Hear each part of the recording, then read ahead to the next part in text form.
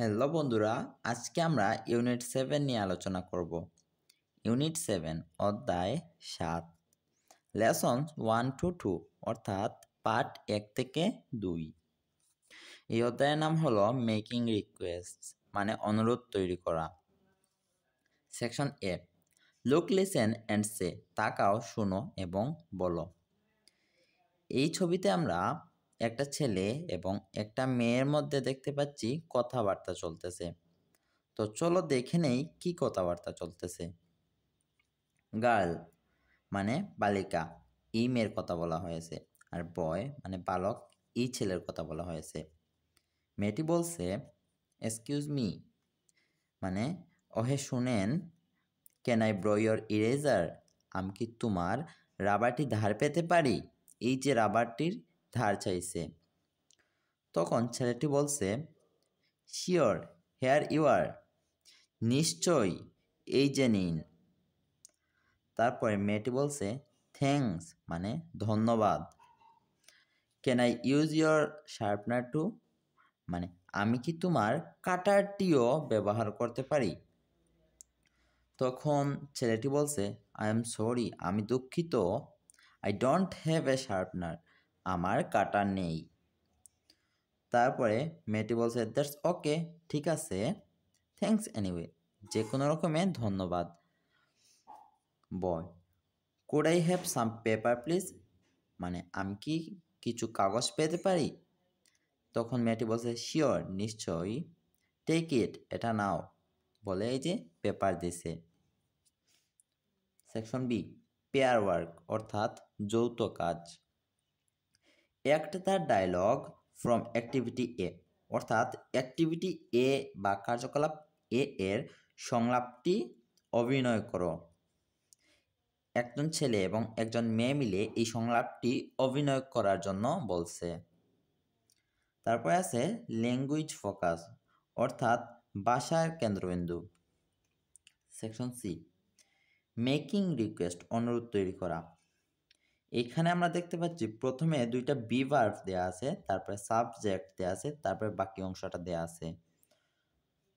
Can, can মানে পারা, আচ্ছা এটা হলো একটা বি ভার্ব। কুড হলো একটা বি ভার্ব। আই, ইউ এগুলো হলো subject. Okay, can I borrow your pen, আমি কি তোমার কলমটি পেতে পারি, ধার পেতে পারি।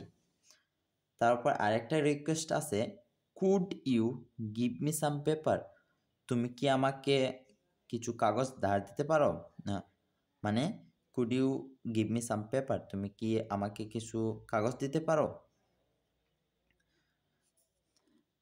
এইরকম করে আমরা কি করতে পারি, অনুরোধ করতে পারি। তারপরে এখানে দেওয়া আছে লেসনস 3 to 4 অর্থাৎ পাঠ 3 থেকে 4। নাম্বারস অ্যান্ড সাউন্ড প্র্যাকটিস 2 অর্থাৎ সংখ্যা এবং ধ্বনি চর্চা। এ, লুক লিসেন অ্যান্ড সে, তাকাও, শোনো এবং বলো। Write the numbers in words, মানে সংখ্যাগুলি শব্দে লিখো। অর্থাৎ এখানে 1 দিয়ে আছে, আমরা শব্দে ONE এইভাবে লিখব। 2 TW ও 2, এখানে 3, তারপরে 4, 5, 6, 7 এইরকম দেয়া থাকবে, তোমরা এইরকম লিখবা। যেমন ধর এখানে 8 এখানে দেয়া ছিল না, ভাইয়া লেখছি EIGHT 8।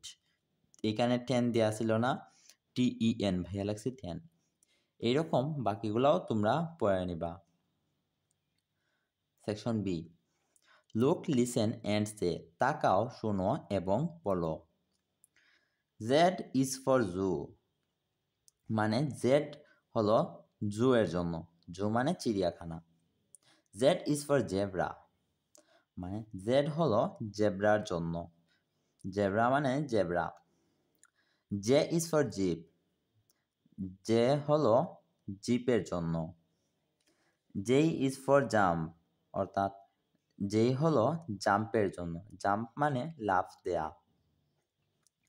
জেড জেড জেড, যেই যেই যেই। C, read the sentences aloud, অর্থাৎ উচ্চস্বরে বাক্যগুলি পড়ি। Underline the words with the J sound, অর্থাৎ যে ধ্বনি শব্দগুলোতে কি করতে হবে, আমাদের নিচে টান দিতে হবে। আর circle the words with Z sound, অর্থাৎ জেড ধ্বনির শব্দগুলোর নিচে কি করতে হবে, বৃত্ত করতে হবে। আচ্ছা, বৃত্ত করতে হবে। তো আমরা এখানে একটা প্যারা দেওয়া আছে, ওইটা পড়ি। জাম্প ইনটু দ্য জিপ মানে গাড়ির ভেতরে লাফ দাও, এন্ড গো টু জু এবং চিড়িয়াখানায় যাও। বাজ সেজ দ্য বি, অর্থাৎ মৌমাছি গুঞ্জন করে। লেটস গো অ্যান্ড সি, চলো যাই এবং দেখি, the zebra at the zoo, চিড়িয়াখানায় জেব্রাকে। এখন বলছে জেড সাউন্ড, এই যে প্রথমে দিকে যে সাউন্ডের নিচে কি করতে হবে, শব্দের নিচে আন্ডারলাইন করতে হবে।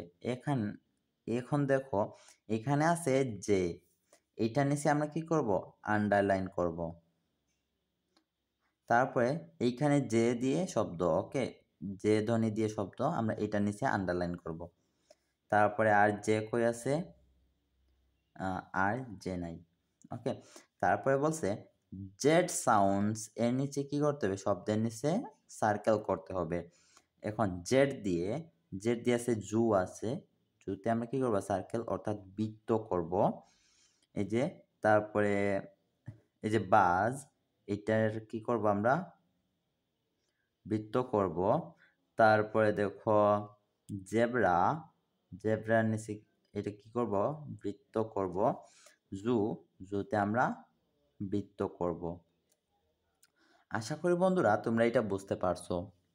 বন্ধুরা যদি ভিডিওটি ভালো লাগে থাকে তাহলে অবশ্যই একটা লাইক দিয়ে দাও। আর এই ভিডিও ডেসক্রিপশনে তোমরা এই বইয়ের সকল ভিডিও লিঙ্ক পেয়ে যাবা। পরবর্তী ভিডিও সবার আগে পেতে এখনই সাবস্ক্রাইব করে ফেলো। আল্লাহ হাফেজ।